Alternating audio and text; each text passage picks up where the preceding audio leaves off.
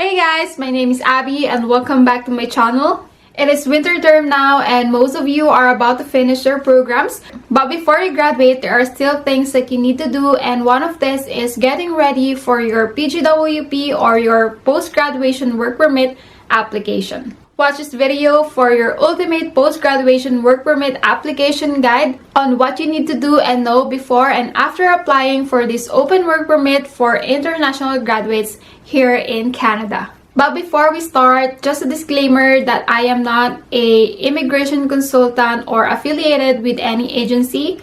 What I am sharing here in my channel are based on my experience or other people's experience or based on my research and own understanding. I still suggest you that you regularly visit the official website of IRCC for more updated information. So first, let's talk about what is a PGWP or a post-graduation work permit.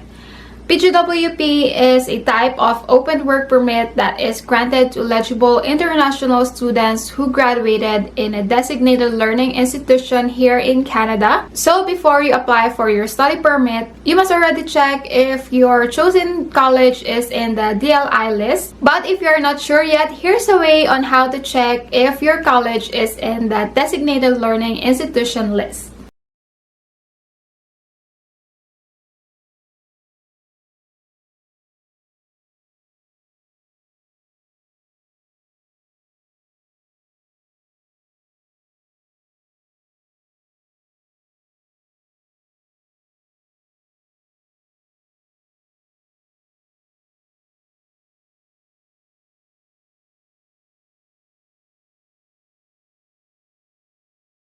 This PGWP is only granted once, so you must plan ahead of time on what your next step is. So for example, you only applied for a one-year program and you're about to graduate, but you feel that you will need more time for your PR application. You must decide whether you are going to enroll to another one-year program so you can have a 3 years PGWP. Because if you apply right away for your PGWP after your first program, then decided to apply to another program, you will not qualify for another PGWP since this is only granted once. So let's just say that a one-year program is a one-year PGWP, a two-year program is 3 years PGWP, and a 1+1 program is 3 years PGWP. Also, to be eligible for the PGWP, you must maintain a full-time status as a student in Canada during each semester of your program, completed your study program that was at least 8 months long in a designated learning institution,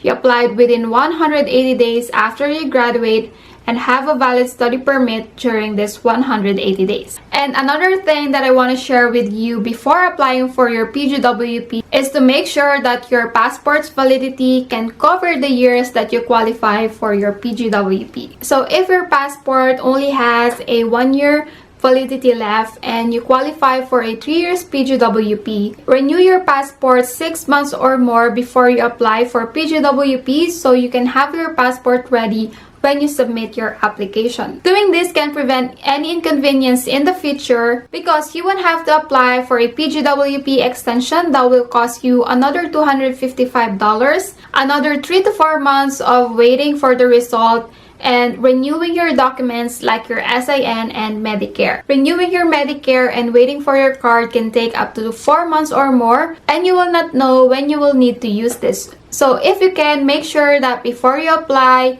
renew your passports ahead of time. We experienced all of this and it was very inconvenient. We tried to renew our passports since during our first year on our programs, but COVID happened and caused delays in everything that we need to do to be able to renew our passports. So that is just a reminder that I know for sure will help you if you have the same case like us. And in order to apply to this program, you must have the following requirements that you will need to submit in your PGWP application. You will need to submit a copy of your diploma or certificate, your transcript of records, a copy of your passport, a current photo of you with a required photo specification, a completed and signed IMM 5710, which is the form for application to change conditions, extend my stay, or remain in Canada as a worker. You can submit your PGWP by creating a GCK account, and in order to fully submit your application, you will need to pay a $255 application fee. And when you create your GCK account, you will need to answer some eligibility questions in order to proceed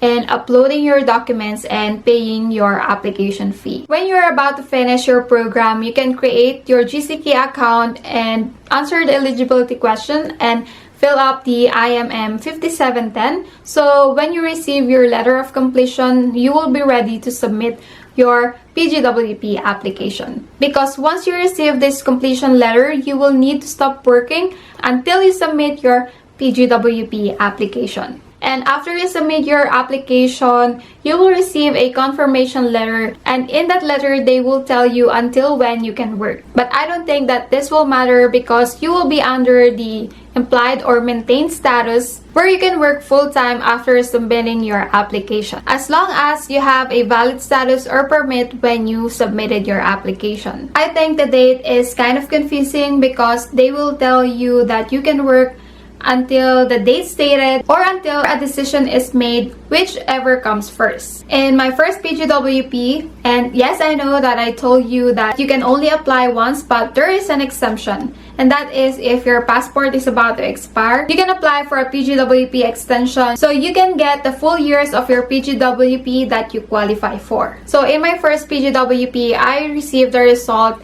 before the date stated in the letter, and in my second application, I received it after the date stated in the letter. I was really confused about this, so I checked the maintained status in the IRCC website and did some research about this, and this is what it says. All temporary residents have an automatically imposed condition that they must leave Canada at the end of their authorized period of stay. However, as per Section R181, a temporary resident may apply to extend their period of authorized stay before it ends. If they have done so, their period of authorized stay as a temporary resident is extended by law until a decision is made. Such a person is considered to have a legal status as a temporary resident during the processing period. And it also says that if a temporary resident also applies for renewal of their work or study permit before the expiry of their existing permit, and their permit expires before a decision is made, the paragraph R186 or section R189 authorizes them to work or study without a permit under the same condition pending a determination of their application for renewal, and only as long as the person remains in Canada. So if you travel outside Canada while waiting for the result of your work permit extension, you might lose your maintained status and you might have to apply for a new study or work permit. So better to wait for the result of your extension so it will not cause any delay or inconvenience on your part. So that is all for now. I hope that I gave you some important insights in applying for PGWP or the post-graduation work permit. And if you have questions or insights about PGWP, feel free to comment down below so we can have more information available for everyone. Thank you guys for watching, and I'll see you on my next video. Bye!